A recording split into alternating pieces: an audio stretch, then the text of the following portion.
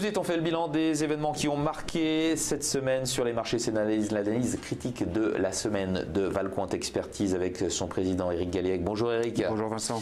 Tout d'abord, boursièrement parlant, est-ce qu'on peut faire une moyenne? Est-ce que c'est une moyenne à la hausse, à la baisse? Qu'est-ce que ça donne selon les marchés? On est en hausse à nouveau cette semaine, légère hausse en Europe, 0,3 au niveau du CAC 40 et hausse plus marquée aux États-Unis avec une hausse de 1%. Donc les États-Unis qui continuent à être le marché directeur, le marché moteur et à montrer le sens donc de cette tendance haussière qui est confirmée donc encore cette semaine, plus 1% sur le S&P 500. On a en revanche une petite baisse sur l'euro qui a perdu 0,3% contre le dollar.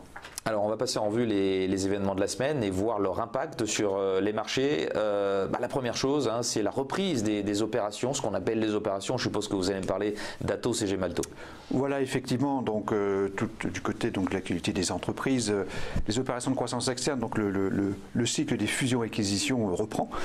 C'est un cycle qui a une taille, une amplitude considérable par rapport à l'histoire financière moderne et elle reprend donc avec les opérations donc de Atos sur Gemalto, l'opération d'Unibail-Rodamco en Australie, qui est une opération à près de 21 milliards d'euros, donc c'est quand même gigantesque. Et puis bien sûr l'offre de Disney sur la plupart des actifs donc de Fox. Donc effectivement ça booste les marchés, ça fait monter les cours de quelques actions et ça motive les investisseurs à se réintéresser encore aux actions. C'est bien sûr un élément positif.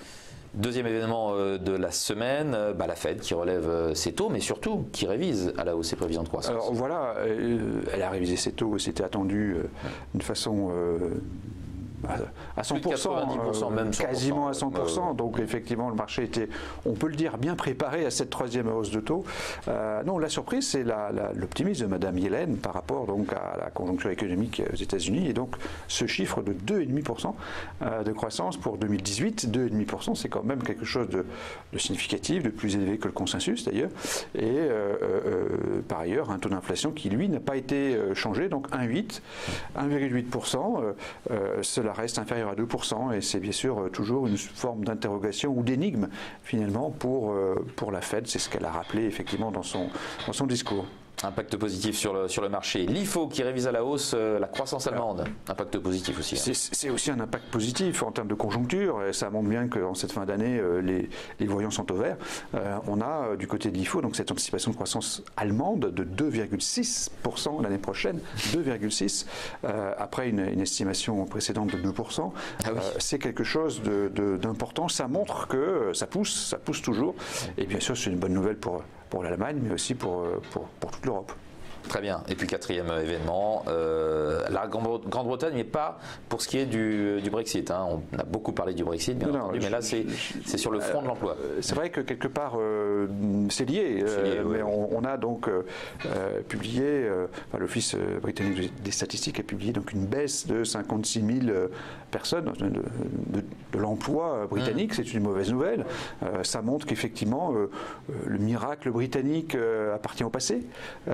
On a imaginé peut-être des choses sur ce qui se passait là-bas et qu'effectivement le Brexit commence à peser et que possiblement au cours de l'année 2018, ce qui se passe outre-Manche pourrait devenir un risque important pour le scénario de marché avec une économie britannique qui est en train de ralentir, une inflation qui monte, plus de 3%. Ouais. Alors c'est paradoxal. Avec le livre qui baisse, forcément. Une livre qui qui a baissé de 20%.